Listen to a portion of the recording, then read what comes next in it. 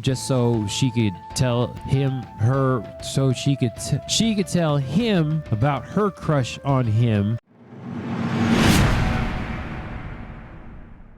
Hello everybody, and welcome back to another spoiler warning Is It Isekai anime review for you. This is one of the co-hosts, Jim Jam here, and I've got another anime, as you can see behind me, being reviewed for you. This is actually season 2 of an anime. So we already know the answer to that question, will there be a season 2? And we know that there is a season 2 because we're watching it right behind us. And it is called Shangri-La Frontier. So good. Or as it's known is an original thing, Kokoziga Hunter Kamyaji ni Onoman to Susi. Yep, that nailed that one right there. We're not gonna go any farther just in case. But we have here is Isekai. Technically, it's a video game world, so technically it is Isekai. Well, we'll go with that. Yes, the stamp of approval here from the Isekai podcast. It is an Isekai, so you are warned. Did. But what happens is there's a guy named Rakurou Hizutome. Nailed that one. And he likes to play video games. What's special about him is he likes to play games that really suck. So he plays games that suck, but he's actually good at them. But eventually he finds a game that doesn't suck. It's one of the most popular games in the world called Shangri-La Frontier. And it is an MMO. He takes to going and upgrading his character, and already right off the bat, he gets cursed. Well, you can watch that part. I won't spoil that part. That's the okay part. Anyways, he's fighting the battle here in the background of the thing that cursed him. There's a whole lot going on in this anime, so I'm going to try to quickly wrap this up. As y'all know, they're very quick episodes. As you know, this is a quick episode, about 10 minutes. So I only got so much wrapping up to do because this is season 2. So we're going to very quickly go over season 1. Stuff happens to Hizutome. Yep, but his game name is Sunraku, so that's easier to say. So I'm going to go with that one. Sunraku goes into the game, finds his friends from other games and people in the games, and he decides to go out there and fight different things. He'll only join a clan because he's a soloer, as is a game term, which is a nice little thing that I like that they added into this anime, because most people don't know gaming terms. We'll just say most people, even though millions of people play video games, but that's not most people because that's not even half of the population of the world.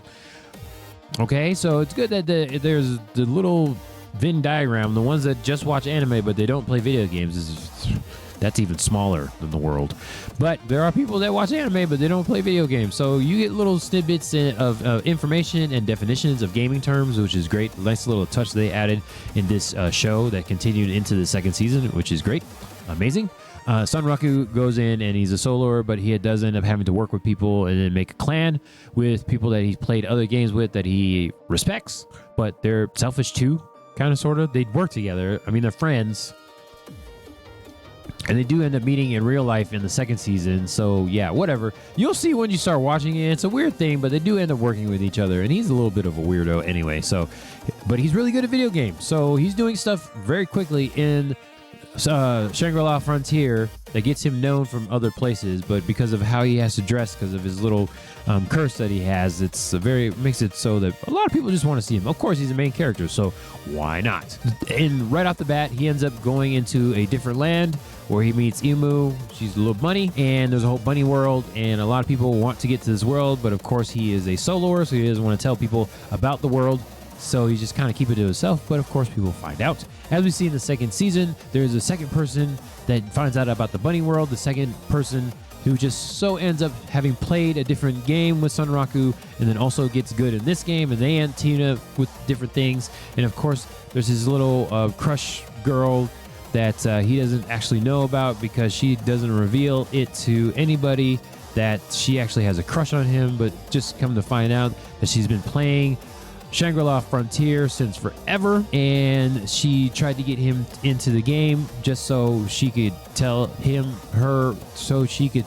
she could tell him about her crush on him. But of course he doesn't pay attention because he's stuck on video games, and so we have a whole little like will they won't they, because she's really shy, and it's like driving me crazy because she just does not want to tell him, yeah, it's annoying. It's just like, stop being shy and just tell him already. But we gotta remember, it's an anime, so these kids are in school. Yeah, she's just not ever gonna tell her. It's like, well, how many seasons are we gonna have of this show? And she's just not gonna say anything. But as you can see, her character, Tiger Zero, there is just powered up, has OP skills. So she got really good in the game to attract him to her, but she won't tell him that she likes him. Yeah, whatever. Anime stuff. People don't confess what they're talking about.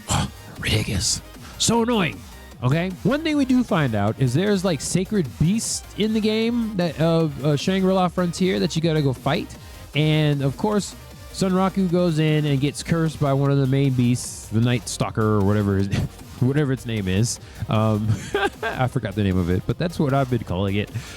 And you can see the battles happening here because he's trying to get that curse off of him because he needs a reason to go fight these things. Not really, because he's just an OP person anyway. He likes OPing stuff and trying to 100% completionist games anyway. But this is what makes it motivated.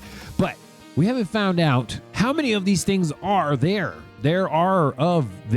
We actually just meet the second magical beast in the land, which of course nobody's ever seen it until now. Pretty much is the lore, and he's found 2 of them already. He's encountered 2 of them, which is like nobody else has done that. And of course we see the developers of the game going crazy. It's like, oh my gosh, he's doing all these things. This guy, he's quickly just jumped into the game in a few months and he's already doing all this crazy stuff that nobody's ever done before as long as this game has been out. So I'm also interested to see what the developers do and if they start picking on him specifically going into season 3, which would be amazing. That'd be amazing. So great. Oh, yes. And of course, they already beat one as well, as we saw in the end of, so it was like the end of last season going into this season, the first couple episodes of season 2.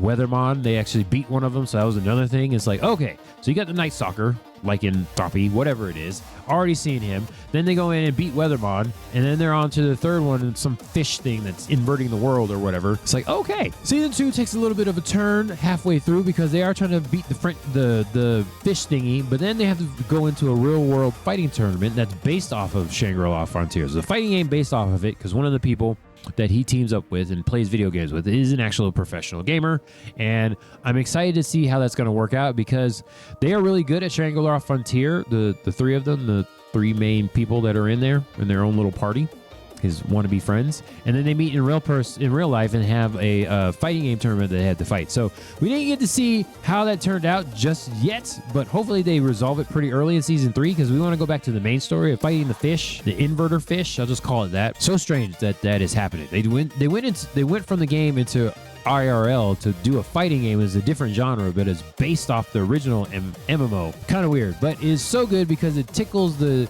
game player fancy because that's kind of like how real world would be. You'd be playing one game and then somebody's like, oh, you're good at that game, so come and play this game. And it's like, oh, you're good at that game, come play this. So it happens all the time. You see professional fighting game players playing other games, MMOs and MOBAs and stuff like that. So it's like it kind of transfers, you could say, kind of, sort of. So I'm very excited to see how this goes. Also excited to see who else finds out about the Bunny Kingdom world, because that's going to be great too. And then what other new mystical character? Well, they have to beat the fish first. They didn't beat the Night Stalker, whatever, Lycan Slayer, whatever her name is. And they need to fight the fish person out in the fish world. And there's a timer going off, so it's like and then you have to stop season 2 right before the main fight of the fighting game, and also the timer's running down. It's like, what are you doing to us? But I will spoil it for you, people, that season 3 has been announced, and it is in pre-production. So hopefully we'll get to see it. I just looked this up, and I can't believe the season 2 came out back in March of last year. It's freaking crazy. So we're almost at a year now that it's been out. Feels like it just came out yesterday. Just such a good anime. The animation is amazing. The player powers are great, and we're finding out that there's robots in there, even though it's supposed to be like a magical fighting world. Oh, there's so much going on. So, like, where did the robots come from? Where did the power suits come from? Luckily, we got a power unit, so he can kind of use it, but he can't use it because he can't equip the stuff because of the curse mark. So it's like he's running around butt naked. Not really. He's got pants on, but whatever. You know what I'm saying? Doesn't make any sense. It's driving me crazy. There's so many answers that are not being. There's so many questions not being answered. I need answers to these questions. It's just one of the 2 million anime that I'm watching. So it's like, can we just get to the answers already? If we're doing one season a year, you're gonna drive me crazy, people. Okay, you're just gonna drive me crazy. That's too ridiculous. So hopefully season 3 comes in before summertime 2026. I'm hoping for it, and I feel like it's not going to happen. Oh my gosh. Yeah, just so much going on. I mean, they got trapped in an underwater world. It's been flipped. They're under the ocean, but the ocean's up. They're under the ocean, but the ocean is up. What is going on here? And we want to see more power suits. And we want to know who can actually put the power suit on. So he conscripted some of his friends from another game that play a fighting robot power suit game, and they're interested in the power suits in this one. So I'm excited for them. How about that? That's just ridiculous. And then we got to figure out who is the girl going to tell Sunraku about her crush. Cyger Zero, just get it out of there.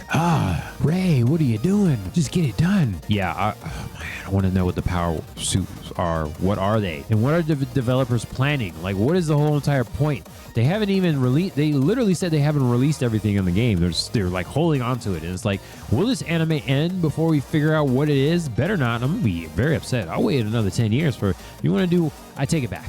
Do one episode one season a year, but still tell us what is going to happen. I need an ender for this thing. And we do not read manga here. If y'all don't know, Is It Isekai podcast YouTube channel, we do not read manga. We watch anime. This is an anime channel, okay? All right, so we don't want that, okay? And yeah, we don't want that. People have marks from the Night Stalker, Night Slayer, Lycagon, whatever. It's great. It's yeah, man. Oh my gosh, there's so much going on. Oh, I'm so excited for this. Okay, that's all for now. We're going to give this 3 out of 4 double-handed moonlit swords, because that's like the best weapon so far that we've seen. I'm just going to say it right now, whatever. 3 out of 4 double-handed swords. I know it doesn't make any sense, because you either have 2 hands or 4 hands, but you got 3 of them, and 1 hand is just waving at people. Sure, that's what it is. But that's all for now. This is Jim Jam with the Is It Isekai podcast spoiler warning anime review. And that's it. Come on, season 3. Bye.